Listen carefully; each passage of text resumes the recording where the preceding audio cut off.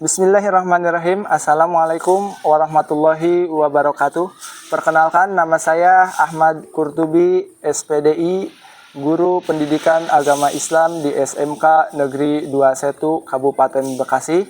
Kali ini saya akan membuat video UKIN daripada Kementerian Agama Republik Indonesia, Universitas Islam Negeri Sunan Kalijaga, Yogyakarta. Dan alhamdulillah saya termasuk ke dalam peserta PPG dalam jabatan Kemenag Batch 2 tahun 2025 di LPTK UIN Sunan Kalijaga Yogyakarta dengan profesi PPG gelombang 1 Gasal kelas A.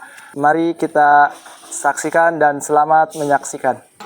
Assalamualaikum warahmatullahi wabarakatuh. Waalaikumsalam warahmatullahi wabarakatuh.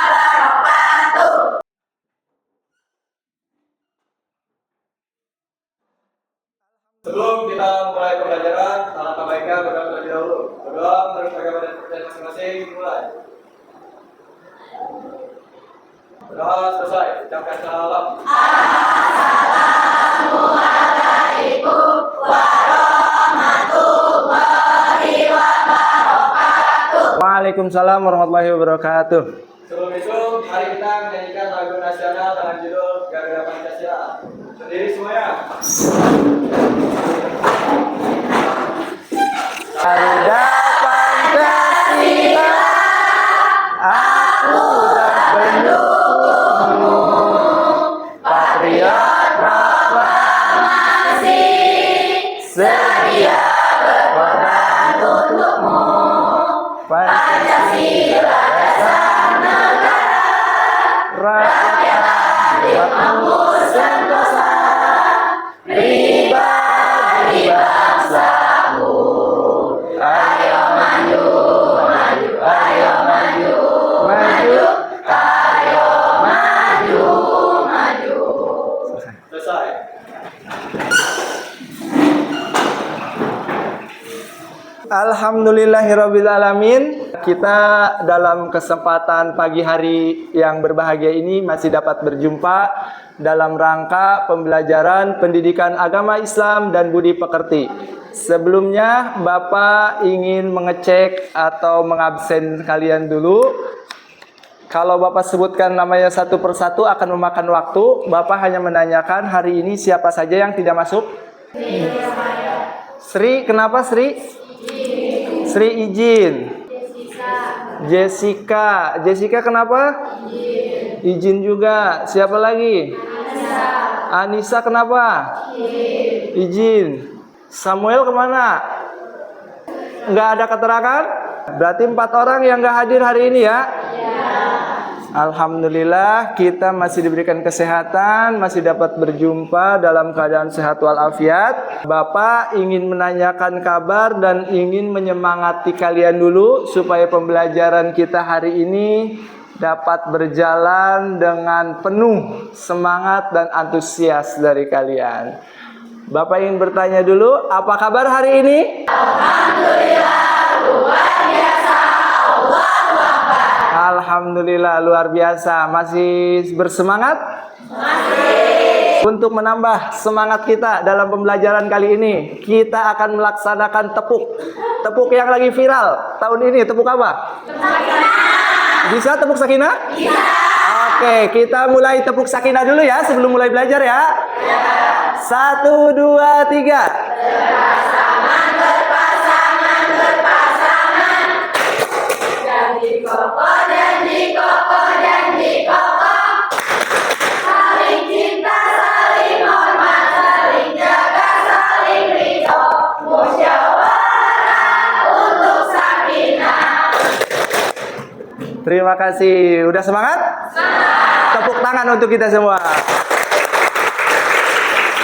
Baik, untuk pertemuan kali ini sudah memasuki pertemuan yang kedua. Setelah pertemuan sebelumnya Bapak sudah menjelaskan tentang apa itu Al-Quran. Namun Bapak kembali mengulas pemahaman tentang sumber hukum Islam yang akan kita pahami, yakni pertemuan yang kedua, yaitu kita akan membahas tentang hadis, ijma, dan juga kias. Apa itu hadis, apa itu ijma, apa itu kias. Sebelum memasuki kepada materi yang utama, Bapak ingin kembali mengulas tentang pengertian apa itu Al-Quran. Al-Quran dapat kita pahami secara bahasa dan juga secara istilah. Yang pertama, Al-Quran menurut bahasa cukup simpel dan mudah untuk kita ingat. Al-Quran secara bahasa yakni baca atau bacaan. Al-Quran secara bahasa baca atau bacaan. Kemudian pembelajaran minggu lalu juga sudah Bapak jelaskan tentang pengertian menurut istilah Al-Quran. Al-Quran di dalam buku pembelajaran pendidikan agama Islam kelas 10 yakni menjelaskan tentang berarti kalam Allah Subhanahu wa taala yang diturunkan dengan perantaraan malaikat Jibril kepada Nabi Muhammad SAW dengan bahasa Arab, dan yang membacanya dianggap beribadah.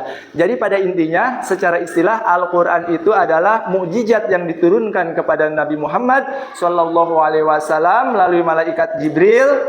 Bagi siapa saja yang membaca Al-Quran tersebut, maka akan Allah catat sebagai ibadah dan mendapatkan pahala. Mudah-mudahan pembelajaran kemarin membekas di kalian, sehingga kalian dapat mengamalkan dalam kehidupan sehari-hari. Selain mengambil sumber hukum dalam kehidupan kalian, menjadikan Al-Quran sebagai sumber hukum yang utama, kalian juga mampu mengamalkan Al-Quran dalam kehidupan sehari-hari. Sebagaimana dikatakan dalam sebuah hadis, khairukum man ta'allamal Qur'an wa 'allamahu. Sebaik-baik kalian adalah yang membaca Al-Quran dan mengamalkannya. Mudah-mudahan kita semua dapat mengimplementasikan dalam kehidupan kita sehari-hari tentang Al-Quran, bukan hanya sekedar mengetahui, bukan sekedar hanya faham saja apa itu Al-Quran secara bahasa, apa itu Al-Quran secara istilah, melainkan kita dapat menerapkan dalam kehidupan sehari-hari kita, yakni dengan misalnya setelah sholat maghrib sampai waktu isya, kita luangkan waktu kita untuk bertadarus Al-Quran, membaca Al-Quran.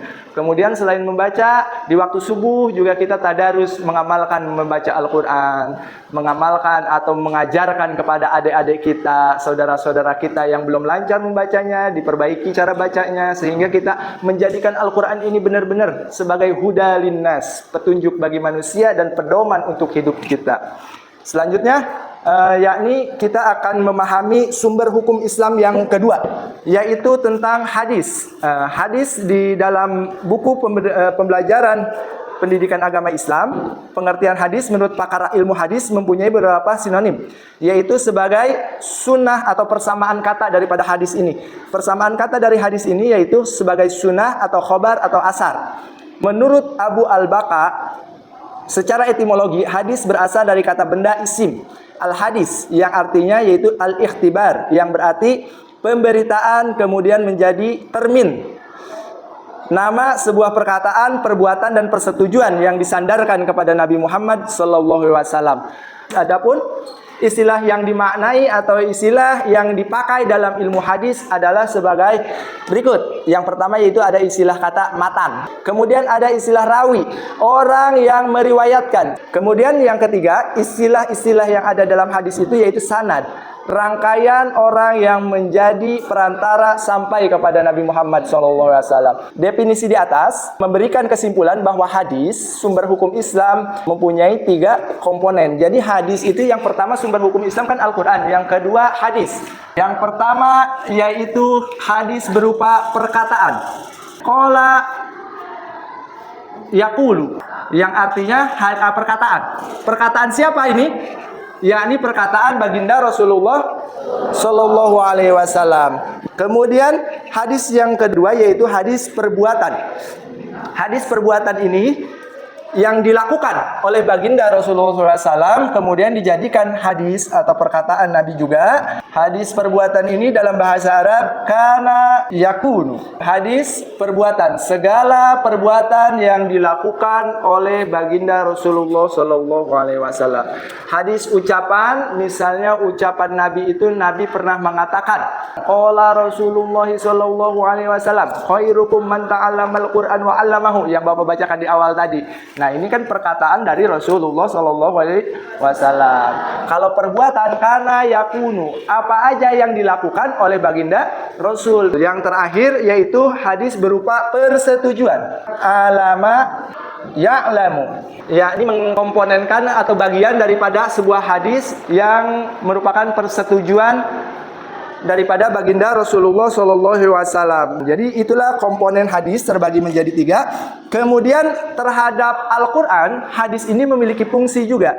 Fungsi hadis terhadap Al-Quran secara umum adalah untuk menjelaskan makna kandungan Al-Quran, sebagaimana firman Allah dalam Quran surat An-Nahl yang artinya, mereka kami utus dengan membawa keterangan mukjizat dari kitab-kitab, dan kami turunkan az-zikr atau Al-Quran kepadamu, wahai Nabi Muhammad, agar engkau menerangkan kepada manusia apa yang telah diturunkan kepada mereka, dan agar mereka memikirkan. Itulah penjelasan Bapak mengenai pertemuan kita yang kedua. Jadi sumber hukum Islam itu ada 3. Yang pertama yakni Al-Quran, yang kedua adalah hadis. Yang terakhir yaitu tentang pengertian ijtihad. Ijtihad ini kemudian dibagi menjadi beberapa bagian. Ijtihad yang pertama yaitu ijma, yang kedua yaitu kias. Mudah-mudahan penyampaian materi Bapak kali ini dapat kalian pahami, bisa kalian ulang-ulang juga dan dapat kalian pahami juga materi yang telah Bapak sampaikan. Kemudian Bapak juga menugaskan kalian di minggu yang lalu untuk membuat video yang hari ini insya Allah akan kita presentasikan. Kami sekelompok akan mempresentasikan tentang menjaga lisan. Lihat nih si Samuel, bajunya lusuh banget, gak pernah disetrika. Kayak orang belum mandi juga. Iya. Aduh, belum mandi nih.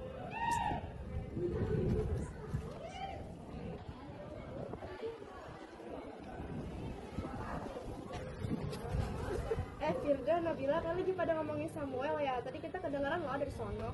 Apa sih, orang cuma bercanda? Kalian tahu gak? Omongan kalian itu menyakiti hati orang lain tahu. Bercanda boleh, asalkan jangan menyakiti hati orang lain. Iya juga ya. Bismillahirrahmanirrahim. Man kana yu'minu billahi wal yawmil akhiri falyaqul khairan aw liyasmut. Artinya, barang siapa yang beriman kepada Allah dan hari akhir, maka hendaklah dia berkata baik atau diam. Hadis Bukhari dan Muslim. Kurang lebihnya mohon maaf. Sekian dari kami. Wassalamualaikum warahmatullahi wabarakatuh. Waalaikumsalam warahmatullahi wabarakatuh. Berikan tepuk tangannya. Oke, baik. Lanjut lagi kelompok berikutnya. Mensyukuri nikmat. Silakan maju kelompok mensyukuri nikmat.